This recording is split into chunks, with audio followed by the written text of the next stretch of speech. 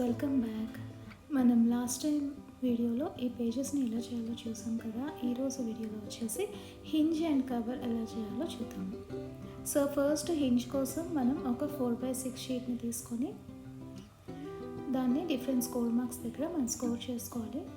So first score mark వచ్చేసి 1 inches,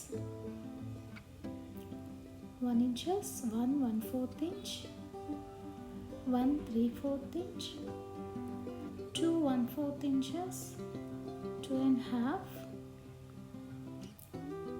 3 3 1/2, 3 3/4, 4 1/4, 4 3/4, and finally at 5 inches. So once ఈ హింజ్ని మనం score చేసుకున్న తర్వాత దీన్ని మౌంటైన్ అండ్ వ్యాలీ ఆల్టర్నేట్గా అంటే అకార్డియన్ ఫోల్డ్లో మనం దీన్ని ఫోల్డ్ చేసుకోవాలన్నమాట. సో ఈజీ ఉండటం కోసం ఏంటంటే ఏవైతే మనం 1/2 ఇంచ్ మార్క్స్ చేసామో అవి వచ్చి మన హింజెస్ అనమాట. అండ్ ఏవైతే 1/4 ఇంచ్ ఉందో అది వచ్చేసి మనకి పేజ్కి మధ్యలో ఉండే గ్యాప్. ఈ ఆల్బమ్కి వచ్చేసి నేను ఎక్కువ ఏమీ ఫ్లిప్స్ అలాంటివి యూజ్ చేయాలనుకోవట్లేదు, అందుకని కేవలం 1/4 ఇంచ్ గ్యాప్ మాత్రమే నేను పేజ్కి ఇచ్చాను. ఒకవేళ అలా కాదు, మీరు ఏదైనా ఎక్కువగా డెకరేషన్ ఫ్లవర్స్ పెట్టాలి లేదంటే ఎక్కువ పేపర్స్ ఫోల్డింగ్స్ యాడ్ చేయాలి అనుకుంటే కనుక దాన్ని ఇంక్రీజ్ చేసుకోండి. ఫర్ ఎగ్జాంపుల్ 1కి 1/4 తర్వాత 1 1/4 మనం స్కోర్ చేసేలాగా 1 1.5, 2 2.5 ఇలాగా స్కోర్ చేసుకుంటూ వెళ్ళండి.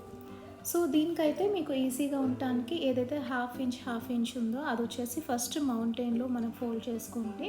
సో 3 పేజెస్ యూజ్ చేస్తున్నాం కాబట్టి 3 హింజెస్ ఉంటాయి. సో 3 మనం ఫస్ట్ మౌంటైన్ ఫోల్డ్ చేసుకొని తర్వాత ఏవైతే రిమైనింగ్ ఉంటాయో అవన్నీ వచ్చేసి వ్యాలీలో మీరు ఆపోజిట్ డైరెక్షన్లో ఫోల్డ్ చేసుకుంటూ వెళ్తే మీకు ఈజీగా ఉంటుంది. అండ్ ఆల్సో ఫోల్డ్ చేసేటప్పుడు హింజ్ని కంపల్సరీగా పేపర్ని అలైన్ చేసుకుంటూ నీట్గా ఫోల్డ్ చేసుకోండి.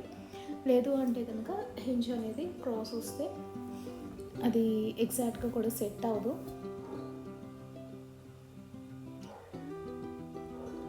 సో చూసారు కదండి, ఈ విధంగా నేను ఎలాగైతే చూపిస్తున్నానో అలాగా ఆల్టర్నేట్గా మీరు ఫోల్డ్ చేసుకుంటూ వెళ్ళచ్చు.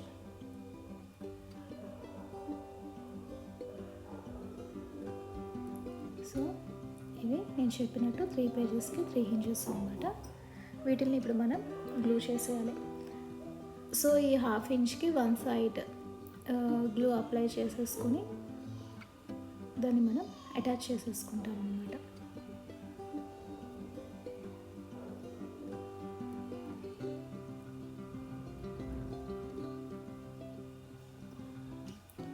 గ్లూ బదులు మీరు డబుల్ సైడెడ్ టేప్ కూడా యూజ్ చేయొచ్చు.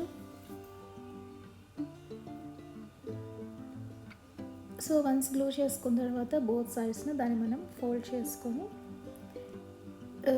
అలాగా బోన్ ఫోల్డ్తో బోనిష్ చేసుకోవడం వల్ల మనకి ఏంటంటే హింజెస్ అనేవి ఫ్లెక్సిబుల్గా ఉంటాయి అన్నమాట పేజెస్ని అటాచ్ చేసినప్పుడు. సో కంపల్సరీగా మనం ఈ స్టెప్ అనేది చేయాలి. అండ్ ఆల్సో ఎక్కడైనా గ్లూ ఏమన్నా కానీ నీట్గా క్లీన్ చేసేసుకోండి. తర్వాత ఏవైతే ఈ హింజెస్ ఉన్నాయో వాటికి బోత్ సైడ్స్ కొంచెం మనం ట్రిమ్ చేయాలి. ఇలా ట్రిమ్ చేయడం వల్ల ఏంటంటే మనం పేజెస్ని పెట్టడానికి ఈజీగా ఉంటుంది. అండ్ ఆల్సో చాలా కొంచెమే ట్రిమ్ చేయండి, ఎక్కువ ట్రిమ్ చేయొద్దు. సో ఈచ్ అండ్ ఎవ్రీ హింజ్ని చూసారు కదా, అలాగా ట్రిమ్ చేసుకోవాలి. సో తర్వాత మనం ఏం చేస్తామంటే ఈ హింజ్కి బోత్ సైడ్స్ గ్లూ అప్లై చేసి పేజెస్ని ఇలా అటాచ్ చేసేస్తాం అన్నమాట.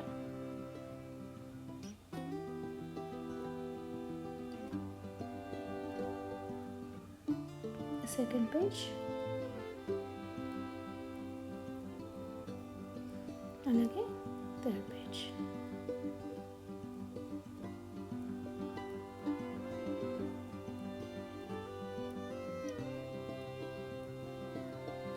సో చూసారు కదా, ఇది వచ్చేసి 1/4 ఇంచ్ అండి. పేజ్కి మనం ఇందాక చెప్పినట్టు గ్యాప్ అన్నాం కదా, ఆ గ్యాప్ అనమాట. సో ఈ హింజ్ని మొత్తం మనం యాక్చువల్లీ కవర్ చేసి దానికి అటాచ్ చేస్తాం. సో ఇప్పుడు మనం కవర్ చేద్దాము. దానికోసం 4.5/4.5 2 pieces chip boards and 1/4.5 spine కోసం ఒక చిప్ బోర్డ్ తీసుకోండి. అండ్ వీటిని ర్యాప్ చేయడానికి 11.5/5.5 ఒక పీస్ని తీసుకుంటున్నాను నేను.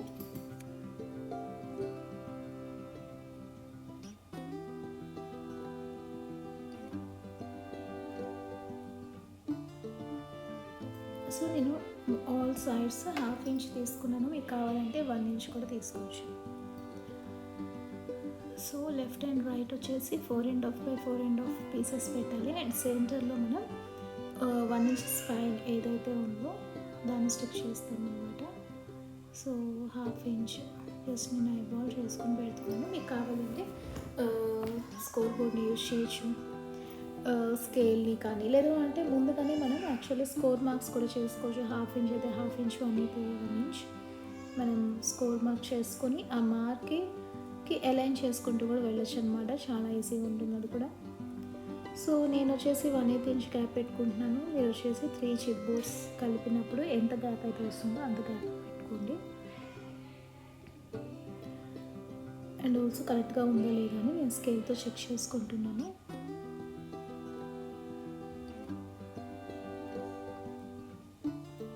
సో ఇప్పుడు లాస్ట్ పీస్ని నేను గ్లూ చేస్తున్నాను. సేమ్ ఇది కూడా అంతేనండి, 1/8 ఇంచ్ డిస్టెన్స్ పెట్టుకున్నాను.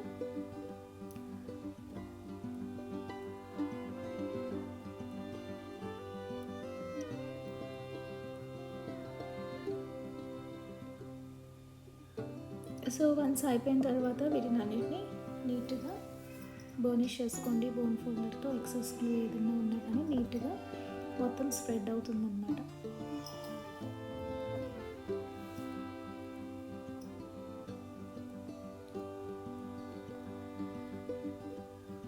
అయితే ఈ ఆల్బమ్ చేసేది కూడా చాలామంది రకరకాలుగా చేస్తారండి. ఫర్ ఎగ్జాంపుల్ నేను కనుక పెద్ద ఆల్బమ్స్ అవి ఏమైనా చేస్తే ఫస్ట్ పేజెస్ చేసుకుంటాను. జస్ట్ ఇలా బ్లాంక్ కాదండి, కంప్లీట్గా ప్యాటర్న్ పేపర్స్ కానీ డెకరేషన్ కానీ ఏదైనా ఉంటే కంప్లీట్గా నేను లైక్ చేసేసిన తర్వాత దెన్ నేను కవర్ చేస్తాను. తర్వాత ఇన్సైడ్ పేజెస్ ఉంటాయి కదా, ఆ ఇన్సైడ్ పేజెస్ చేస్తాను. ఆ తర్వాత ఏదైతే కవర్ పైన డెకరేషన్ ఉంటుందో అది లాస్ట్ ఫైనల్గా చేస్తాను అనమాట. కానీ చాలామంది ఏం చేస్తారంటే ఫస్ట్ అవుటర్ కవర్ చేసేసి తర్వాత పేజెస్ని స్టిక్ చేసేసి బ్లాంక్ పేజెస్ని తర్వాత ఈచ్ అండ్ ఎవ్రీ పేజ్ని డిజైన్ చేసుకుంటూ వెళ్తారు. సో ఒకవేళ ఆల్బమ్ చేయడం లేట్ అయితే కనుక ఆ ప్రాసెస్లో మనం ఏదైతే ఆల్రెడీ కవర్ని డిజైన్ చేసేసుకుని ఉంటాం కదా అది పాడైపోయే ఛాన్సెస్ ఉంటాయి.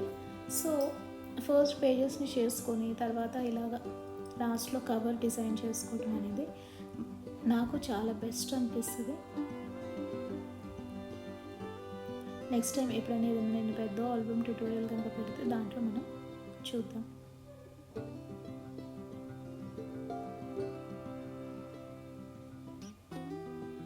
సో చూసారు కదా, వన్స్ నీట్గా బర్నిష్ చేసుకున్న తర్వాత చిప్ బోర్డ్ని కార్డ్ స్టాక్ని జెంటిల్గా మసాజ్ చేస్తూ ర్యాప్ చేసుకోవాలి.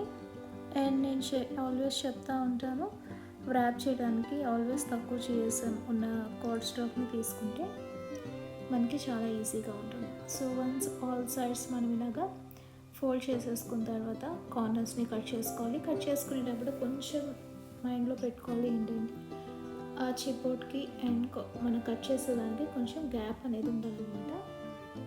అండ్ నెక్స్ట్ హ్యాండిల్ మీరు ఇలానే చేయాలని ఏం లేదండి, జస్ట్ ఒక పేపర్ని పెట్టి కొంచెం చిప్ బోర్డ్ తర్వాత కొంచెం పేపర్ని వదిలేసి కట్ చేసేయచ్చు, అది ఇంకా ఈజీగా ఉంటుంది.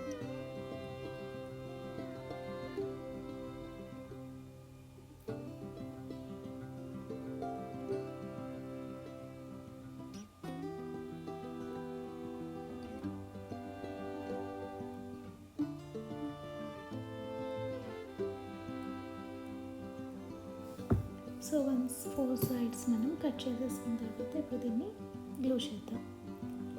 సో గ్లూ చేసేటప్పుడు ఆల్వేస్ నేను ఏదైతే first chip board and cost stock ఉందో అక్కడ గ్లూని అప్లై చేస్తాను. అండ్ దెన్ సెంటర్, ఆ తర్వాత ఎడ్జ్లో.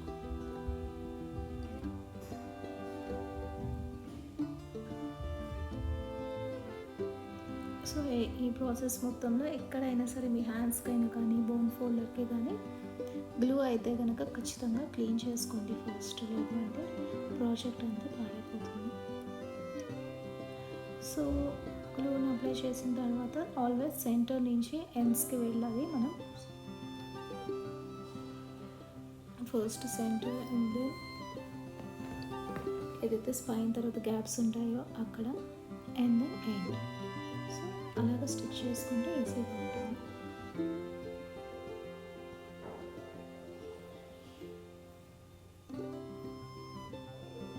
అండ్ అలాగే ఫస్ట్ లాంగ్ సైడ్స్ని గ్లూ చేసుకొని ఆ తర్వాత షార్ట్ సైడ్స్ని గ్లూ చేసుకుంటున్నాను.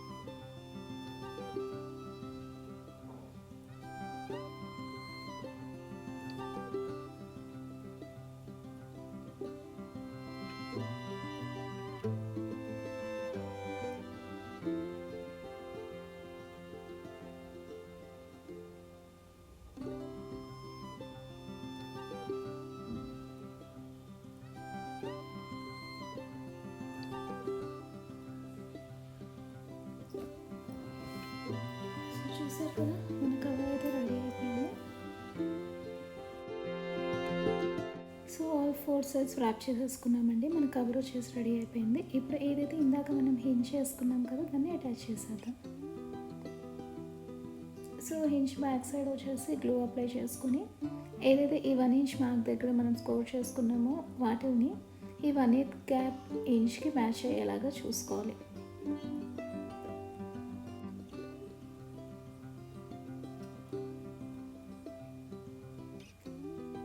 సో హింజ్ని ఎగ్జాక్ట్గా మ్యాచ్ చేసుకొని సెంటర్లో స్పైన్కి గ్లూ చేసుకోవాలన్నమాట. సో వన్స్ ఏదైతే మనకి ఈ 1/4 ఇంచ్ గ్యాప్ పేజ్కి మధ్య గ్యాప్ ఉంటుందో అక్కడ ఫస్ట్ గ్లూ చేసుకోండి. ఆ తర్వాత 1/8 ఇంచ్ అండ్ ఆ తర్వాత రిమైనింగ్ 1 ఇంచ్ ఫ్లాప్ని మనం గ్లూ చేసుకోవాలి. సో ఇలా హోన్ ఫోల్డర్తో ఆ గ్యాప్లో మనం గ్రీస్ చేసేటప్పుడు కొంచెం కేర్ఫుల్గా ఉండండి, లేదంటే కాస్టర్ బ్రేక్ అయ్యే ఛాన్సెస్ ఎక్కువ ఉంటాయి. అండ్ ఇక్కడ మనం 1 ఇంచ్ ఫ్లాప్ పెట్టాం కదండి, దాని బదులు మీరు ఫుల్గా కూడా కవర్ చేసేయచ్చు ఆల్బమ్ని. ఒకవేళ అలా కావాలి అనుకుంటే 6 ఇంచెస్ కాకుండా ఇంకా ఎక్కువ పేపర్ని మనం తీసుకోవాలన్నమాట. సో వన్స్ మనం హింజ్ని స్పైన్కి అటాచ్ చేసిన తర్వాత ఏదైతే మనం పేజెస్ ఆల్రెడీ చేసి పెట్టుకున్నామో వాటిని అటాచ్ చేయాలన్నమాట ఈచ్ అండ్ ఎవ్రీ హింజ్కి. సో ఇవి వచ్చేసి ఏదైతే మనకి ఫోల్డ్ మార్క్ ఉందో అక్కడ వరకు కంప్లీట్గా డౌన్ వరకు గ్లూ చేయమండి. జస్ట్ కొంచెం పైకి చేస్తామన్నమాట. చూసారు కదా, ఇలాగా కొంచెం గ్యాప్ అనేది ఉండాలి ఫోల్డింగ్కి and also పేజ్కి.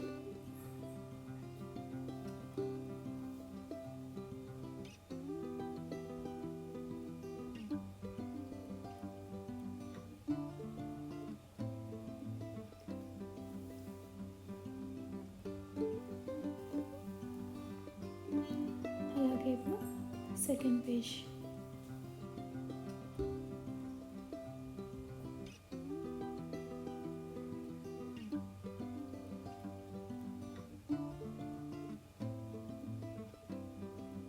And finally, the last page.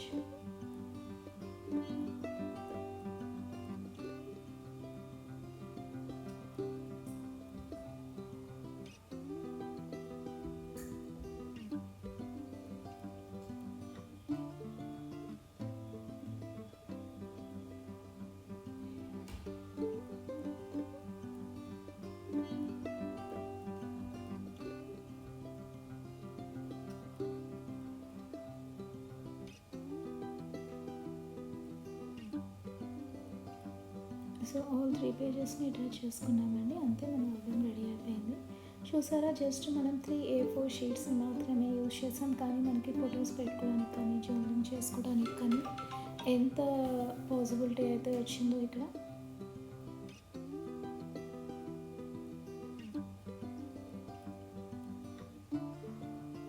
అయితే స్పైన్ అవన్నీ కూడా మనం గ్లూ చేసుకున్న తర్వాత కొంచెం టైం ఇస్తే బాగుంటుందండి. నేను వెంటనే చేయడం వల్ల నాకు ఎందుకు బాగా అటాచ్ అయినట్టు అనిపించక మళ్ళీ బోనిష్ చేస్తాను బోన్ ఫోల్డర్తో. సో అంతేనండి, చూసారా ఎంత బాగుందో. ఇప్పుడు ఏవైతే పాకెట్ పేజెస్ ఉన్నాయో వాటిల్లో మనం ఫోటో మ్యాట్స్ని పెట్టుకుందాము. సో ఇవి వచ్చేసి 4x4 ఇంచెస్ అండి. మనకి 3 పాకెట్స్ ఉన్నాయి కదా, సైడ్ పాకెట్స్ వాటిల్లో. అండ్ ఆల్సో నేను పాకెట్కి ఎలాగైతే డిజైన్ చేశానో సేమ్ అదే బోర్డర్ పంచ్ని యూజ్ చేశాను. బ్లాంక్ ఆల్బమ్ అయినా కానీ చూసారా ఎంత క్యూట్గా ఉందో. నాకైతే చాలా బాగా నచ్చుతాయండి ఈ మినీ ఆల్బమ్స్ని. చేయటం చాలా ఈజీ, మనకి పేపర్స్ చాలా తక్కువ పడతాయి. అండ్ ఆల్సో లుక్ వైజ్ కూడా చాలా బాగుంటుంది. అండ్ ఎవరైనా ఎక్కడైనా పెట్టుకోవాలన్నా కానీ ఎక్కువ స్పేస్ ఆక్యుపై చేయదు, చాలా క్యూట్గా ఉంటుంది. ఎవరికైనా గిఫ్ట్ ఇవ్వడానికి చిన్నపిల్లలకి అయితే ఇంకా నచ్చేస్తాయి అన్నమాట. సో దట్స్ ఇట్ అండి, బ్లాంక్ ఆల్బమ్ రెడీ అయిపోయింది. దీన్ని మనం ఎలా డెకరేట్ చేయాలి ఏంటి అనేది నెక్స్ట్ పార్ట్లో చూద్దాం. Thanks for watching. Bye bye.